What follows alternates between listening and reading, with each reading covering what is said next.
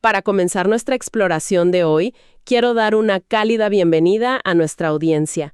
Y bueno, antes que nada, desear una profunda bendición divina para el día y la semana de todos los que nos escuchan. Así es, una gran bendición para cada persona que nos sintoniza hoy. Que este espacio sea verdaderamente un momento de paz, de reflexión y de mucha luz, sin importar en qué momento de su jornada se encuentren.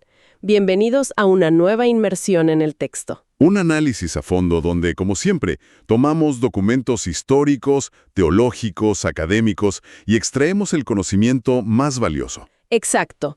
Y hoy tenemos un tema que es verdaderamente denso y fascinante. Para esto, nuestras fuentes principales son las notas de estudio y los análisis de 2 herramientas que son maravillosas. Hablamos de la Biblia de Estudio Holman y la Nueva Almeida Actualizada. Más conocida como la NEC. Y creo que es importante mencionar rápidamente por qué usamos estas 2 fuentes hoy. O sea, no se limitan a darnos una simple traducción. Claro, no. Nos proporcionan todo un andamiaje histórico, lingüístico, arqueológico. No es una lectura por encima, digamos. Estamos hablando de decodificar el contexto cultural del antiguo Medio Oriente. Y en un momento que, francamente, cambió la trayectoria del pensamiento humano. Totalmente. Cambió la historia. Y esa es nuestra misión en esta exploración detallada de hoy. Vamos a analizar con lupa el capítulo 15 del Génesis. Vamos a explorar la ansiedad humana más profunda, las costumbres legales antiguas, un ritual bastante sangriento con fuego y el momento exacto donde nace el concepto de la justificación por la fe. Un concepto revolucionario, fíjate. Sí, pero a ver, para entender el peso de todo esto, tenemos que situarnos en el tiempo y el espacio. ¿Quién era Abraham en este momento? ¿Y cuál era su realidad material? Bueno, para situarnos bien, hay que quitarse la idea de que Abraham era una especie de nómada solitario vagando por ahí. Claro, el típico estereotipo. Exacto. Era un líder patriarcal sumamente próspero. Las notas de nuestras fuentes son claras. Tenía mucha riqueza en ganado, plata, oro.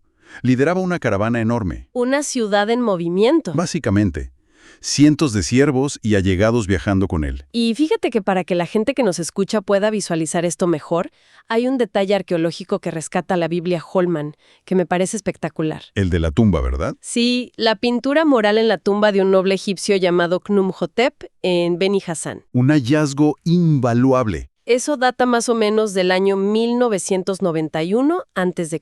Durante el Imperio Medio de Egipto, sí. O sea, nos sitúa súper cerca de la época de estos patriarcas. Y lo asombroso de esa pintura es que muestra a 37 asiáticos, gente de Canaán, entrando a Egipto. Y gracias a eso tenemos una foto visual de hace 4000 años. Sí, se ven los patrones geométricos, los colores de las túnicas. Ajá, las armas, los animales de carga. Nos da la idea exacta de cómo lucía la caravana de Abraham. Una operación masiva. Pero aquí viene el problema. Exacto.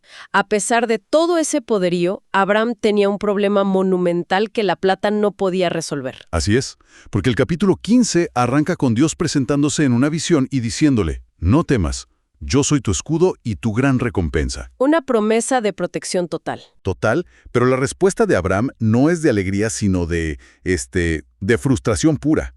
Le dice básicamente, ¿qué me puedes dar si no tengo hijos? Es una queja superhumana, ¿no? ¿De qué sirve el imperio si no hay nadie de tu sangre a quien dejárselo?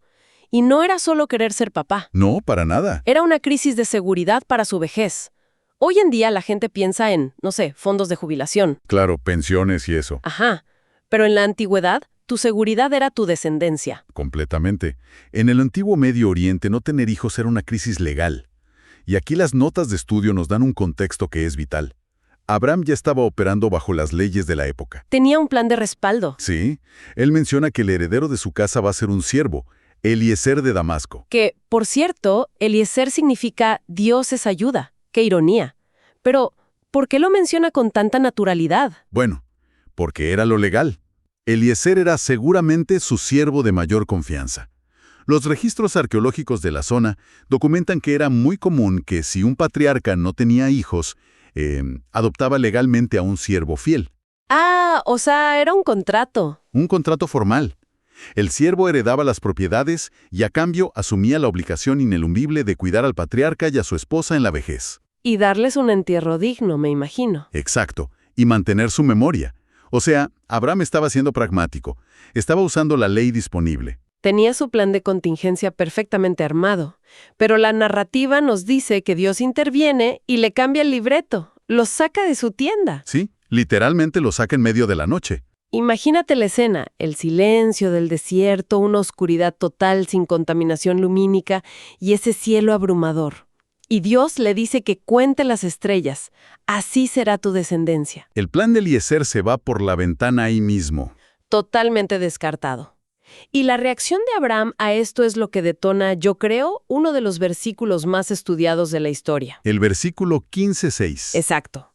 Que dice: creyó a Abraham al Señor y le fue contado por justicia. Y tanto la Holman como la NAI le dedican muchísimo espacio a esto porque es el ancla teológica de casi toda la tradición cristiana posterior. Pero a ver, expliquemos bien la magnitud de esto. ¿Qué significa realmente que su creencia le fue contada por justicia en ese contexto? Significa un quiebre total, un cambio de paradigma.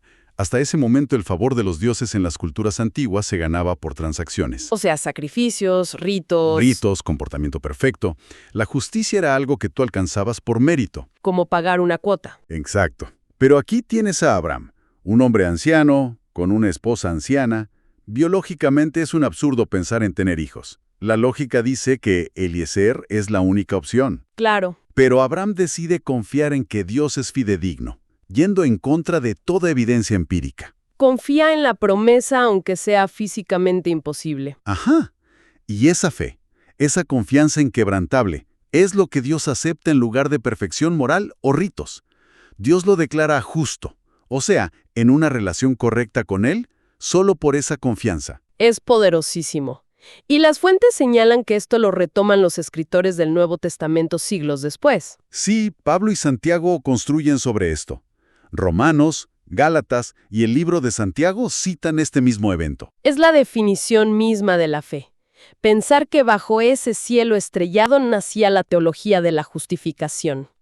Pero bueno, la historia da un giro. Un giro muy práctico. Sí, porque Abraham acaba de tener esta fe gigante para el hijo, pero luego Dios le promete la tierra de Canaán. Y ahí Abraham como que vuelve a ser el negociante. Pregunta: ¿cómo sabré que la voy a heredar? Es un contraste superhumano, ¿no crees? Total. Puede crear en el milagro biológico, pero cuando hablamos de tierras, de geopolítica, saca su mentalidad de empresario y pide un contrato, una garantía. Y la respuesta que recibe es de las escenas más extrañas de la antigüedad. Dios le pasa una especie de lista de compras. Una lista muy específica. Le pide una becerra, una cabra y un carnero, todos de 3 años, y además una tórtola y un palombino. ¿Y qué hace Abraham con todo esto en el desierto? Bueno, las instrucciones revelan un proceso bastante visceral. Abraham toma a los animales grandes, a la becerra, a la cabra y al carnero, y los parte literalmente por la mitad. Una imagen fuertísima. Muy fuerte. Y coloca cada mitad frente a la otra, haciendo un pasillo ensangrentado. A las aves no las parte, solo las pone a los lados. Suena a película de terror antiguo. ¿Por qué hacer este corredor de animales mutilados frente a una promesa de Dios? A nosotros hoy nos parece una atrocidad, claro. Pero para Abraham, este era el lenguaje legal del más alto nivel. No era un sacrificio normal. No, no era para apaciguar a un dios. Era la preparación para un tratado de soberanía. Un pacto solemne entre dos partes. Los académicos lo llaman un juramento de automaldición. El nombre ya te da escalofríos. Juramento de automaldición. Imagínate, cuando dos reyes querían hacer un trato inquebrantable, hacían esto. Partían los animales y ambos caminaban por el medio de la sangre. Como diciendo que me pase lo mismo si no cumplo. Exactamente eso. Que me partan en dos como a estos animales y violo los términos. Y la NA nos recuerda que esta costumbre se ve incluso siglos después, en Jeremías 34. Era la garantía legal máxima. O sea, Dios no se enoja porque Abraham dude. Se baja a su nivel cultural y le dice: vamos a firmar el contrato notarial más serio de tu época. Tal cual. Pero mientras Abraham espera, pasa algo. Las aves de rapiña intentan bajar a comerse los cadáveres y Abraham tiene que estar espantándolas. Un anciano cansado ahuyentando buitres. Sí. ¿Y las fuentes le dan algún significado a estas aves? Sí, hay varias capas de interpretación aquí. A nivel histórico, pues muestra a Abraham protegiendo el ritual. Pero hay una visión alternativa, más profética, que recogen los eruditos. A ver, cuéntame. Dicen que los animales muertos se representan a los descendientes de Abraham, y las aves de rapiña son los imperios enemigos que intentarían destruir a Israel a lo largo de la historia. Ah, y Abraham espantándolas es la protección sobre el pueblo. Exacto, protección patriarcal y divina. Qué interesante doble lectura. Pero bueno, el día avanza, el sol empieza a caer y la cosa se pone más oscura. El texto dice que sobre Abraham cae un sueño profundo y una oscuridad aterradora. Y no era solo que tuviera sueño por estar ahuyentando aves. No parece algo natural. Para nada. La palabra en hebreo es tardemá. Y es clave conectar esto. Es la misma palabra que se usa en el Edén, cuando Dios hace caer un sueño profundo sobre Adán para formar a Eva. Ah, es un sueño inducido. Totalmente sobrenatural. Es un estado donde el ser humano queda paralizado, inerte.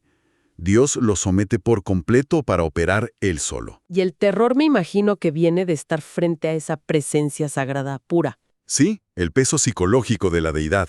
Y en medio de esta parálisis, Dios le da un esquema del futuro. Y no es, digamos, un final feliz inmediato. Es una profecía muy cruda. Sí, le revela eventos que luego leeremos desde Génesis 46 hasta Éxodo 13. Le dice que su descendencia será esclava y afligida en tierra ajena por 400 años. 400 años. Que las notas aclaran que es un número redondo, luego en Éxodo dice 430. Así es. Pero fíjate, aquí quiero hacer una pausa porque me choca. Dios le está prometiendo bendición y grandeza. ¿Por qué el contrato incluye que sus nietos y bisnietos van a ser esclavos por siglos? ¿Cómo se justifica eso? Es una de las grandes tensiones del texto. Y las Biblias de estudio no manejan con cuidado, porque nos revela lo compleja que es la justicia divina. Dios le explica a Abraham por qué esa espera. ¿Y cuál es la razón? Menciona a los amorreos, ¿no? Sí, le dice que es porque la medida de la iniquidad de los amorreos aún no está llena.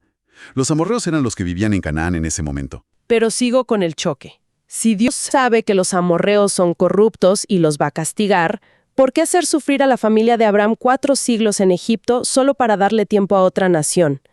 Parece un precio muy alto. Es una excelente observación, y de hecho desarma esa crítica común de que el Dios bíblico desplaza naciones de forma arbitraria. Claro, no es un capricho. Exacto. La justicia divina no busca la conveniencia rápida. Dios ve que los amorreos se están corrompiendo, pero su maldad aún no es total. No es irredimible todavía. Entonces no los va a sacar antes de tiempo. No. Les da 4 siglos completos de oportunidad, de gracia, antes de que caiga el juicio. El derecho a la tierra prometida no se puede ejercer cometiendo una injusticia contra los amorreos. El juicio tiene que estar 100% justificado. Es una paciencia histórica que, francamente, no nos cabe en la cabeza. Son plazos de siglos. Pero bueno, mientras Abraham asimila esto, en su parálisis cae la noche. Y llegamos al clímax. El clímax visual. En la oscuridad total aparecen 2 cosas flotando. Un horno humeante y una antorcha de fuego, pasando lentamente por ese pasillo de sangre. La teofanía pura. ¿Sí? Ese fuego y humo representan la presencia inescrutable de Dios. Es un anticipo de la columna de nubla y fuego del Éxodo. Pero el detalle que rompe todo aquí es quién está caminando por el pasillo. Ese es el giro de la historia. Según la ley del juramento de automaldición que explicaste, los 2 tenían que caminar juntos. Los 2 tenían que aceptar el riesgo de ser partidos en 2 si fallaban. Pero aquí Abraham sigue en el suelo, sigue bajo el tardemad, y solo el horno y la antorcha pasan entre las mitades, solo Dios. Exactamente. Dios subvierte por completo la estructura legal de su época. Al pasar solo, está asumiendo el 100% de la responsabilidad del pacto. Es como si le dijera a Abraham que, aunque él falle, Dios paga. Tal cual. Si tú o tus hijos rompen el pacto, yo asumo la maldición. Si yo no cumplo, que me partan a mí en 2. Es una promesa incondicional donde Dios asume todo el riesgo a favor del humano. Es inmenso pensar en la deidad asumiendo la condena. Y para sellar esto, el texto define los límites geográficos, desde el río de Egipto hasta el gran río Éufrates. Geografía pura. Sí, y las notas de la Nile, la Holmen entran en un debate interesante aquí. Dicen que el río de Egipto podría ser el Wadi el Arish, que era la frontera, o incluso el brazo oriental del Nilo. Lo fascinante es que una extensión de tierra tan inmensa desde Egipto hasta el Éufrates en Mesopotamia solo se logró cumplir parcialmente en un momento de la historia. En tiempos del rey Salomón, muchos siglos después. Exacto, solo durante esa hegemonía. Este análisis a fondo, la verdad, nos ha llevado por un viaje espectacular. Visualizamos la caravana con la tumba de Beni Hassan, entendimos las leyes de herencia, el ritual sangriento. Todo se conecta. Y culmina en esta reflexión sobre la vulnerabilidad. Abraham tuvo que caer en el Tardemaj, rendirse por completo ante un proceso que no controlaba, para recibir una promesa garantizada. Que es un contraste brutal con cómo vivimos hoy, ¿no te parece? Uf, totalmente. Hoy vivimos en la cultura de la hiperproductividad, del estrés crónico. Queremos controlar cada variante del futuro. Creemos que la única forma de asegurar un resultado es controlarlo nosotros mismos. Exacto, haciendo planes A, B y C, como Abraham con Eliezer. Y la pregunta que surge al ver ese pasillo de sangre es, ¿cuántas veces nosotros intentamos caminar entre las mitades por nuestra cuenta? Cargando con el peso del mundo en los hombros. Sí, exigiéndonos garantizar resultados que en realidad no podemos controlar y nos fracturamos la vida por pura ansiedad. Esa es la gran lección del Tardemá. A veces, el mayor acto de fe no es matarse trabajando, sino rendirse. Reconocer que hay cosas que nos exceden. Aprender a soltar. Así es. Y esto me lleva a un pensamiento provocador para cerrar. A ver. Va más allá del control diario. Este oscuro ritual en Génesis, donde la parte poderosa asume sola la penalidad de muerte, mientras la parte débil duerme, Sí. establece exactamente la infraestructura legal para un concepto que aparecería miles de años después. Hablamos de la gracia. Al concepto cristiano de la gracia, exacto. No es solo fe antigua, es el precedente legal perfecto. Ante la incapacidad humana de cumplir, la deidad absorbe la maldición. Dios pasando solo entre los animales es el rescate jurídico. El vacío legal perfecto. Permite argumentar miles de años después que la deuda de la humanidad ya la había asumido el Creador esa noche en el desierto. ¿Qué forma tan profunda de conectar un rito antiguo con los cimientos de la redención? Pensar que el marco legal ya estaba firmado en la arena del desierto hace miles de años. Te cambia la perspectiva. Es una idea para quedarse reflexionando toda la semana. Sin duda es un pensamiento inmenso. Y con esta reflexión damos por concluida nuestra exploración de hoy. Hemos navegado desde la angustia y la sangre hasta promesas inquebrantables. Apoyados, claro, en el contexto valiosísimo de nuestras Biblias de estudio. Agradecemos profundamente su tiempo y disposición para acompañarnos en estas letras milenarias. Para despedir este análisis a fondo y tal como lo deseamos desde el primer instante, que Dios bendiga a todos los oyentes. Hasta la próxima inmersión.